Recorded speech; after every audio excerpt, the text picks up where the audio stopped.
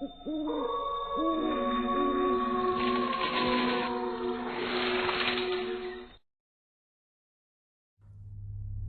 की नई नई पोस्टिंग हुई थी। अमर अपने काम को लेकर बहुत खुश था। आखिर उसकी सालों की मेहनत जो साकार हुई थी और उसे एक अच्छी नौकरी मिली थी, जिस वजह से वो अपने घर से दूर अपनी पत्नी के साथ होशियारपुर पहुंचता है। यार, ये मेरी कहाँ पोस्टिंग करा दी है? इतना सुनसान इलाका, इस घर को छोड़कर तो कहीं कुछ भी दिखाई नहीं दे रहा है। चारों तरफ सन्नाटा पसरा हुआ है। अरे, आप तो ऐसे डर रहे हैं जैसे कोई छोटा बच्चा खो जाने पर डरता है। नहीं नहीं माला, मैं डर नहीं रहा हूँ। यहाँ इतना सन्नाटा और इस वीरान जगह पर इस इकलौते घर को देखकर मेरे मन में न जाने क्या क्या ख्याल आ रहा है। चलो भी, अब सामान उतारते हैं और घर की शिफ्टिंग भी हमें ही करनी है। अब माला और अमर अपनी कार से सामान उतारते हैं और माला सामान का बैग उठाकर घर में पहुंचती है। लेकिन जैसे ही अमर कार की डिक्की बंद करके घर की तरफ देखता है तो उसे लगता है उसके घर की खिड़की से कोई आदमी गया है। अब क्या ये भी मेरा वहम था? सच में पोस्टिंग वालों ने भी मुझे क्या ही सोचकर ये घर दिया था। अरे, कहाँ रह गए आप? आपका वहम और जासूसी खत्म हो जाए तो मेरे साथ ये सामान रखवाने में मेरी मदद करवा देना। हाँ हाँ, आ गया। माला और अमर दोनों ही देर शाम अपने नए घर में पहुंचने के बाद सामान शिफ्ट करने लगते हैं। माला भी किचन में मसालों के डिब्बे सेट कर रही होती है और माला को पीछे से डिब्बे पकड़ाए जा रहे होते हैं। तभी ऊपर वाले कमरे से अमर आवाज लगाकर माला से कहता है, माला, मेरा फोन नीचे है क्या? आते हुए लेती आना। और प्लीज 5 मिनट तुम ऊपर आ सकती हो क्या? तुम्हें कुछ दिखाना है। ये कब डिब्बे मुझे कौन पकड़ा रहा था? और अमर की आवाज आते ही ये कब टूट कैसे गया? आ रही हो क्या तुम माला? तुम कुछ बोलती क्यों नहीं? हाँ हाँ हाँ, आ रही हूँ। ये ऊपर है तो मेरे साथ कौन था जो मेरी हेल्प कर रहा था? या फिर मुझे भी इस आदमी ने वहम में डाल दिया है। अगर ऐसा हुआ तो मैं इसे छोड़ूंगी नहीं। अब माला ऊपर जाती है तो अमर बेडरूम में बिस्तर ठीक कर रहा होता है और वो माला को कमरे में देख माला के पास आता है और माला से कहता है, देखो माला, पूरे घर में सिर्फ एक यही बेडरूम है जो इतना ज्यादा सजा हुआ है। पहले तुम मुझे ये बताओ कि जब तुम नीचे थे तो ऊपर आकर आवाज लगाने की जरूरत ही क्या थी? तुमने जब मुझे कहा कि ये बैग ऊपर पहुंचाना है तब से मैं नीचे गया भी नहीं हूँ। क्यों, क्या हुआ? कहीं तुमने भूत तो नहीं देख लिया? मुझे कह रही थी कि मैं डरपोक हूँ, अब खुद की शक्ल पर 12 बजे हुए हैं। माला को कुछ समझ नहीं आ रहा था कि नीचे उसके साथ कौन था। लेकिन अब जब अमर बाथरूम में फ्रेश होने जाता है तो वो देखता है कि नल में तो पानी ही नहीं आ रहा है। तभी वो अपनी पत्नी से अंदर से कहता है, सुनो माला, कहाँ हो? थोड़ा नीचे देखो, पानी आ रहा है क्या? यहाँ तो एक बूंद पानी नहीं है। जी, मैं देखती हूँ। ना जाने कैसा घर दिया है। पहले ये घर कम डरावना है जो अब पानी भी नहीं आ रहा है। रात का समय हो चुका था, चारों तरफ अंधेरा छाया हुआ था। माला घर से बाहर निकलती है और इधर उधर देखती है, पर उसे कहीं भी पानी का कनेक्शन नजर नहीं आता, तो सिर्फ घर के बाहर एक कुआं। अरे, ये कुआं यहाँ कैसे? पर मुझे तो याद नहीं आ रहा है कि हमें यहाँ कोई कुआं दिखाई भी दिया था जब हम इस घर में आए थे। जो भी हो, नल का कनेक्शन ना सही, कम से कम कुआं तो मिला। अभी एक बाल्टी पानी कुएं से भरकर इन्हें दे देती हूँ ताकि बाथरूम से बाहर आ सके। वैसे भी जब से आई हूँ इस घर में कुछ ना कुछ अजीब हो ही रहा है। जैसे ही माला कुएं में बाल्टी गिराती है और पानी निकालने लगती है, वैसे ही कुएं से एक डरावनी आवाज आती है, तुम आ गए, आखिरकार तुम आ गए। अब हमें मिलने से कोई नहीं रोक सकता। मुझे तुम्हारा बेसब्री से इंतजार था। माला को जैसे ही वो डरावनी आवाज सुनाई देती है, वैसे ही वो कुएं से पानी निकाल रही रस्सी छोड़कर भागकर अपने घर आती है और घर का दरवाजा बंद करके लंबी लंबी सांसें लेने लगती है। अब माला ऊपर अपने पति के पास जाती है तो वो देखती है उसका पति नहा चुका है। अरे माला, क्या हुआ? कहाँ चली गई थी तुम? तुम्हारे जाते ही पानी आ गया था। लेकिन तुम इतना घबराई हुई क्यों? कोई बात है क्या? नहीं, मुझे लगता है कि मैं कुछ ज़्यादा ही थक गई हूँ, और कुछ नहीं। मुझे सोना है बस, बहुत थकावट हो रही है। हाँ, हमने इतना लंबा रास्ता जो तय किया है, चलो तुम आराम करो, मैं कुछ खाने का बनाकर लाता हूँ। माला को वो आवाज सुनने के बाद ऐसा लग रहा था कि हो सकता है कि वो उसके मन का वहम हो। अब अगली सुबह जब माला उठती है तो उसका पति अमर काम पर जा चुका होता है और माला के बगल में एक चिट्ठी होती है जिसमें अमर अपनी पत्नी के लिए लिखकर जाता है। सुबह इसलिए नहीं उठाया क्योंकि तुम गहरी नींद में थी। उठकर नाश्ता कर लेना, मैंने तुम्हारा फेवरेट पास्ता बनाया है। माला उठकर बाहर जाती है तो रात में हुई घटना के सीन्स उसकी आंखों के सामने आने लगते हैं। अपना डर खत्म करने के लिए फिर से उस कुएं के पास जाती है, पर वो कुआं माला को कहीं नजर नहीं आता। ये कैसे हो सकता है? रात में मैं जिस कुएं से पानी लेने आई थी वो कुआं कहाँ गया? यहीं पर तो था वो कुआं। ये मेरा वहम नहीं था। आखिर ये सब हो क्या रहा है? मुझे ये अमर को बताना ही होगा। माला अपना सर पकड़ लेती है, लेकिन जैसे ही वो ऊपर की ओर देखती है वो डर जाती है। वहां उसे किसी के होने का एहसास होता है और वो हिम्मत करके थोड़ी आगे बढ़ती है। मैं कहती हूँ, कौन हो तुम? सामने आओ। कौन है जो मुझे डराने की कोशिश कर रहा है? सामने आओ, मुझे किसी से डर नहीं लगता। सामने आओ। इतना बोलकर माला जोर जोर से रोने लग जाती है। उसे कुछ भी समझ नहीं आ रहा होता कि आखिर इस घर में क्या है जो उसे दिख नहीं रहा पर महसूस हो रहा है। कुछ समय बाद माला घर के एक कोने में बैठी रो रही थी। उसे अमर का कॉल आता है। माला, क्या कर रही हो? मुझे तुम्हारी याद आ रही थी तो सोचा कि तुमसे बात कर लूं। अमर, मुझे कुछ ठीक नहीं लग रहा है। आप जल्दी से घर आ जाइए, यहाँ कोई तो है। माला अमर से बस इतना कहती ही है कि अमर को फोन में माला के चिल्लाने की आवाज आती है। माला, हेलो, माला क्या हुआ? कौन है? माला बोलो, कौन है? इतना सुनाने के बाद कुछ ही देर में अपनी कार से अमर घर पहुंच जाता है। उसके साथ उसका एक दोस्त भी होता है। माला कहाँ हो तुम? ये पूरे घर में इतना अंधेरा क्यों है? लगता है लाइट चली गई है। रोहित, तू उस तरफ देख, मैं यहाँ देखता हूँ। अमर जब ऊपर जाता है तो वो देखता है उसकी पत्नी अपने बालों को खोले बैठी हुई है और जैसे ही माला अपना सर उठाती है अमर बहुत डर जाता है क्योंकि माला के अंदर आत्मा प्रवेश कर चुकी है। माला हवा में उड़ने लगती है और उड़ते हुए घर से बाहर आ जाती है। माला कुएं के पास आकर खड़ी हो जाती है और अमर से कहती है, मैं यहाँ आने वाले हर इंसान को मार डालूंगा क्योंकि ये मेरा घर है और सालों से मैं यहाँ रह रहा हूँ। तुम सब मारे जाओगे। देखो देखो, तुम जो भी हो, बस मेरी पत्नी को छोड़ दो। हम आज के आज ही इस घर को छोड़कर चले जाएंगे। बस तुम मेरी बीवी को छोड़ दो, मैं तुमसे विनती करता हूँ। जहाँ अमर अपनी बीवी की जान की भीख मांग रहा था तो वही रोहित पीछे से भागने की कोशिश कर रहा था, पर माला रोहित को भागते हुए देख लेती है और अपनी बुरी शक्तियों की मदद से रोहित के ऊपर वार करती है और रोहित की मौके पर ही मौत हो जाती है, जिसे देख अमर के होश उड़ जाते हैं और वो डर से बेहाल हो जाता है। रोहित, तुम जो कहोगे मैं वो करने के लिए तैयार हूँ। बस तुम हमें यहाँ से जाने दो।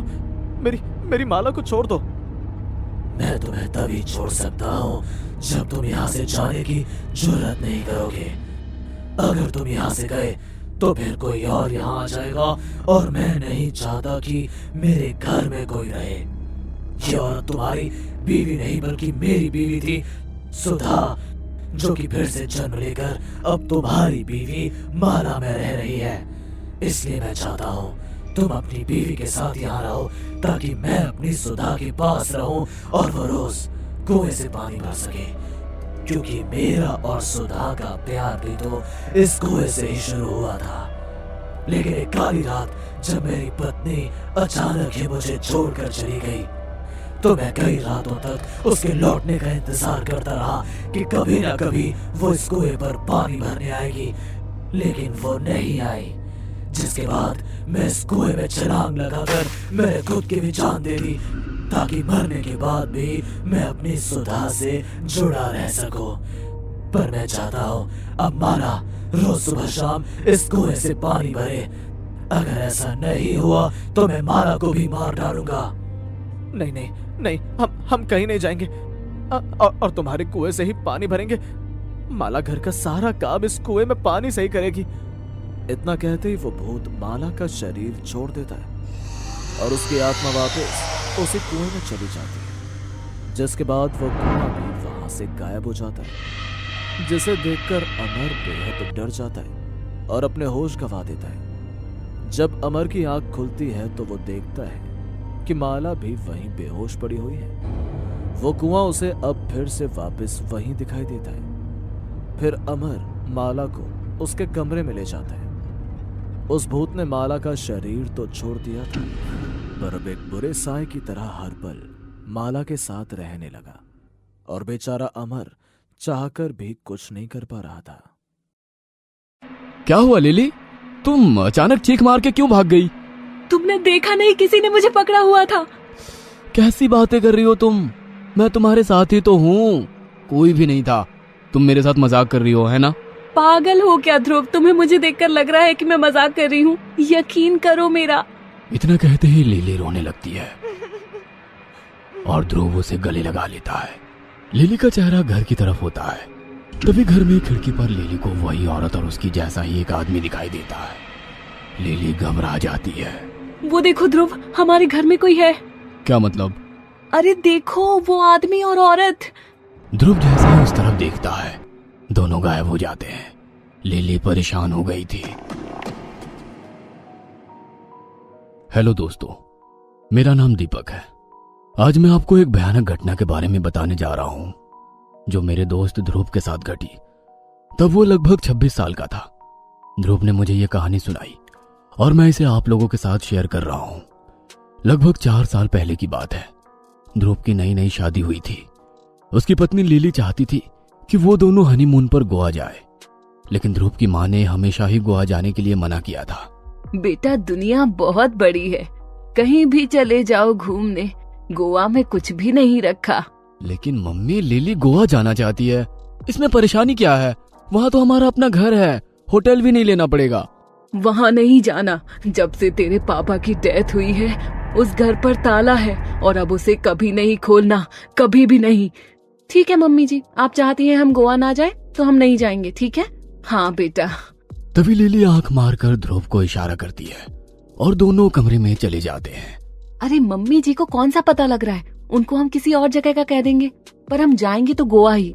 ऐसे झूठ बोलकर जाने का तो हम कुछ गलत काम नहीं कर रहे। हनीमून क्या बार बार मनाएंगे? प्लीज ना ध्रुव।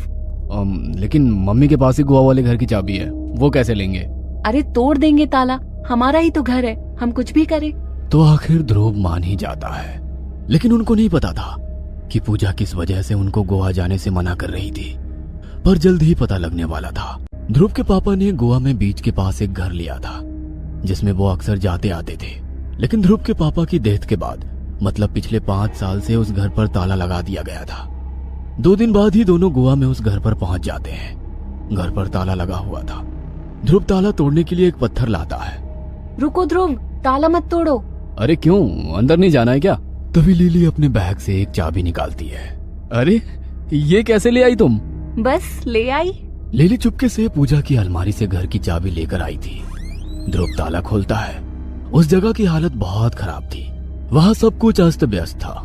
सारा सामान, कुर्सियां, मेज, गमले सब गिरे हुए थे। सब सामान पर मकड़ियों के जाले लगे हुए थे। इसलिए उसने मदद के लिए गरीब लड़के मोनू को पैसे देकर सारी सफाई करवा दी। मोनू, हम 15 दिन यहाँ रहने वाले हैं, तो तू रोज सुबह आकर यहाँ की सफाई कर जाना। ठीक है साहब। ये 1000 रुपए रख, बाकी मैं बाद में दे दूंगा। और वो लड़का काम करके चला जाता है। लिली और ध्रुव गोवा आकर काफी खुश थे। फिर रात हो गई। दोनों सो रहे थे। रात के 2 बजे लिली को कांच टूटने की आवाज आती है और इसी के साथ एक औरत के चिल्लाने की आवाज आती है। वह मदद के लिए चीख रही थी। कोई बचाओ, मत मारो मुझे, मत मारो। लिली जल्दी से उठकर कमरे से बाहर गई और अचानक उसे आवाज आनी बंद हो गई। उसने देखा कि गैलरी में खिड़कियों पर लगे पर्दे उड़ रहे हैं। लगता है कोई खिड़की खुली रह गई है। वो औरत की आवाज कहाँ से आ रही थी? वह खिड़की से बाहर की तरफ देखती है, उसे कोई नहीं दिखाई देता, तो वो खिड़की बंद करने लग जाती है। तभी अचानक खिड़की पर उसे एक भयानक औरत दिखाई देती है, जिसकी स्किन बिल्कुल सफेद थी और गल चुकी थी। वो औरत लिली का हाथ पकड़ लेती है। लिली जोर से चिल्लाती हुई पीछे गिर जाती है। ध्रुव, ध्रुव। लिली की चीखें ध्रुव को सुनाई नहीं देती, क्योंकि वो काफी गहरी नींद में था। लिली उठकर कमरे में भाग जाती है, लेकिन कमरे का दरवाजा नहीं खुलता। वह बार बार दरवाजा खटखटाती है। तभी उसे वहां पर भयानक परछाई उसकी तरफ आती दिखाई देती है। खोलो दरवाजा, ध्रुव, खोलो प्लीज, दरवाजा खोलो ध्रुव। वह परछाई उसके करीब आ जाती है। वह चिल्लाती रहती है कि तभी ध्रुव अचानक से दरवाजा खोल देता है। वो लिली को इस हालत में देखकर डर जाता है। क्या हुआ लिली, तुम इतनी डरी हुई क्यों हो? और रात के 2 बजे तुम क्यों उठी हो? वो वहाँ कोई है, कोई औरत, वो बहुत डरावनी है। कोई नहीं है वहाँ, बस हम दोनों ही है। मेरा विश्वास करो, मैं कह रही हूँ ना, वो डरावनी औरत खिड़की के पास है, खिड़की भी खुली हुई है। तो चलो हम दोनों साथ चलते हैं, दिखाओ मुझे। ध्रुव उसे वहां ले जाता है और देखता है कि खिड़की बंद थी और ना तो वहां कोई औरत थी ना कुछ और। लिली वो सब देखकर काफी परेशान हो गई थी। खैर, इसके बाद दोनों सोने चले जाते हैं। अगली सुबह जब ध्रुव और लिली कमरे से बाहर आते हैं तो वो देखते हैं कि सब कुछ अस्त व्यस्त है। कुर्सियां, मेज, सारे गमले, सिनहरी, सब सामान बिखरा हुआ था। दोनों हैरान थे कि आखिर ये सब किया किसने। कुछ ही देर में मोनू सफाई करने आता है तो वो काफी परेशान हो जाता है कि कल ही तो सब सामान सेट करके रखा था और आज फिर सब बिखरा हुआ है। साहब, कल ही तो सब सेट किया था, आज सब बिखर गया। पता नहीं मोनू, लगता है कोई बिल्ली आई होगी यहाँ। कैसी बातें करते हो ध्रुव, बिल्ली ये सब नहीं कर सकती। फिर मोनू अपने काम में लग जाता है। दिन भर ध्रुव और लिली कहीं जगह घूमते फिरते हैं, मस्ती करते हैं। शाम के वक्त लिली और ध्रुव दोनों घर के सामने बीच के किनारे बैठे होते हैं। दोनों पैर लंबे करके रेत पर ही बैठे थे। उनके पैरों पर बार बार लहरें आ जा रही थी। तभी एक लहर उनके पैरों से जाती है और लिली जोर से चीख मारती है। उसे अपनी टांगों पर 2 भयानक हाथ दिखाई देते हैं। वह जल्दी से उठकर भाग जाती है। क्या हुआ लिली, तुम अचानक चीख मार के क्यों भाग गई? तुमने देखा नहीं, किसी ने मुझे पकड़ा हुआ था। कैसी बातें कर रही हो तुम? मैं तुम्हारे साथ ही तो हूँ, कोई भी नहीं था। तुम मेरे साथ मजाक कर रही हो, है ना? पागल हो क्या ध्रुव, तुम्हें मुझे देखकर लग रहा है कि मैं मजाक कर रही हूँ, यकीन करो मेरा। इतना कहते ही लिली रोने लगती है और ध्रुव उसे गले लगा लेता है। लिली का चेहरा घर की तरफ होता है। तभी घर में खिड़की पर लिली को वही औरत और उसकी जैसा ही एक आदमी दिखाई देता है। लिली घबरा जाती है। वो देखो ध्रुव, हमारे घर में कोई है। क्या मतलब? अरे देखो, वो आदमी और औरत। ध्रुव जैसे ही उस तरफ देखता है, दोनों गायब हो जाते हैं। लिली परेशान हो गई थी। पता नहीं लिली, तुम्हें यहाँ आकर क्या हो गया है? वो सच में वहाँ थे। तो चलो हम चेक करते हैं, वैसे भी रात होने वाली है, घर चलते हैं। ध्रुव और लिली घर पहुंच जाते हैं और ध्रुव सारा घर चेक करता है, लेकिन वहां कोई नहीं होता। उसी रात लिली अपने कमरे में थी और ध्रुव हॉल की लाइट बंद करके कमरे की तरफ जाने लगता है। जैसे ही वो सीढ़ियों से ऊपर जाने लगा, उसे कुर्सी और मेजों के खिसकने की आवाज आने लगी। कौन है वहां? ध्रुव फिर से लाइट जला देता है और देखता है कि मेज कुर्सियां अपनी जगह पर नहीं थी। ये कैसे हुआ? कौन है यहाँ?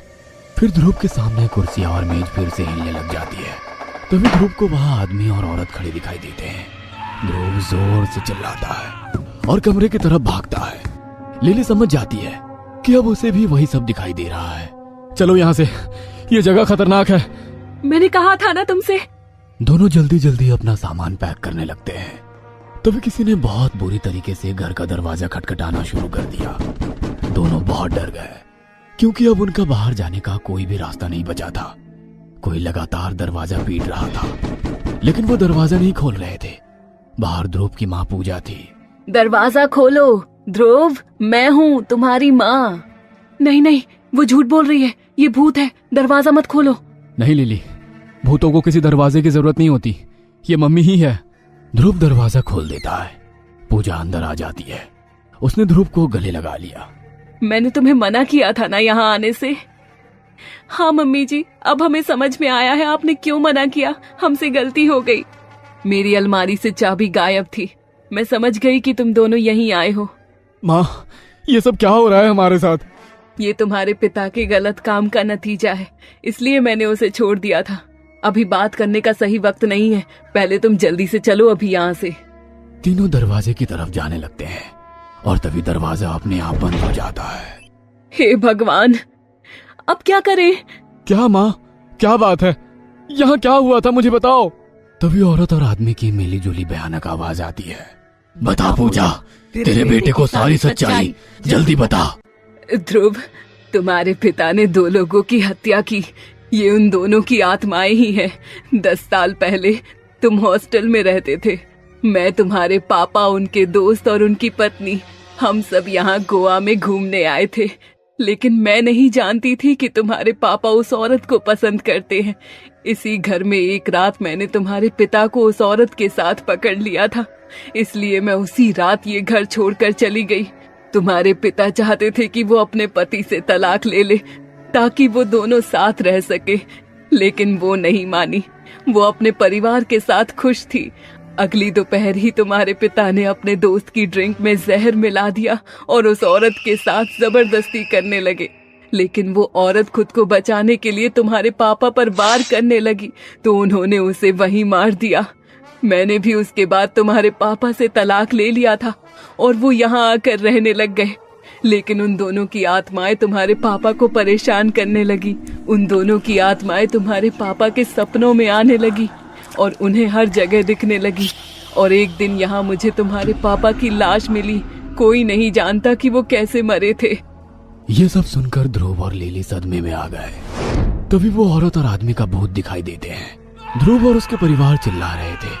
उस औरत के भूत ने ध्रुव को बालों से पकड़ लिया और घसीटने लगी और फर्श पर पटक कर मारने लगी। ध्रुव अपने होश खो रहा था। नहीं, प्लीज हमें माफ कर दो, प्लीज मेरे बेटे को छोड़ दो, मुझे अपने साथ ले चलो, प्लीज हमें जाने दो, हमारी तो इसमें कोई गलती भी नहीं है। तभी उस औरत भूत ने ध्रुव को छोड़ दिया और वो पूजा के पास आई और उसे जोर से थप्पड़ मारा। पूजा फर्श पर गिर गई और फिर उस औरत भूत ने ध्रुव की माँ को गर्दन से पकड़ लिया। ध्रुव की माँ अब हवा में थी और कुछ देर में वो मर गई। नहीं माँ, हे भगवान। लिली ने अपने पति ध्रुव की ओर इशारा किया। वो रो रही थी और भीख मांग रही थी। प्लीज प्लीज ऐसा मत करो, प्लीज मेरे पति को छोड़ दो। मेरे पति ने कुछ भी नहीं किया है। जैसे आप अपने पति से प्यार करती थी वैसे मैं भी अपने पति से प्यार करती हूँ। हमारे साथ ऐसा मत कीजिए, हमें जाने दीजिए। वे आत्माएं लिली को बहुत ध्यान से सुन रही थी। फिर अचानक दरवाजा खुल जाता है। लिली की प्रार्थना ने काम किया। लिली जल्दी से ध्रुव को सहारा देकर उठाती है और घर से बाहर निकल जाती है। ध्रुव को अपने पिता के गलत कामों का बहुत पछतावा था और उन्होंने अब अपनी मां को भी खो दिया था। दोनों वहां से चले गए और फिर कभी लौटकर नहीं आए। हमें पूरा यकीन है दोस्तों कि आप लोगों को ये कहानी जरूर पसंद आई होगी। अगर आपके साथ भी कुछ ऐसे अनकहे किस्से हो चुके हैं तो प्लीज हमारे साथ शेयर करें। हम जरूर अपने चैनल पर उनको दिखाएंगे। हमारी ईमेल आईडी नीचे डिस्क्रिप्शन बॉक्स में दी गई है, तो प्लीज हमारे वीडियो और चैनल को शेयर एंड सब्सक्राइब करें और बने रहे हमारे साथ ऐसे ही अनकहे किस्से और कहानियां सुनने के लिए।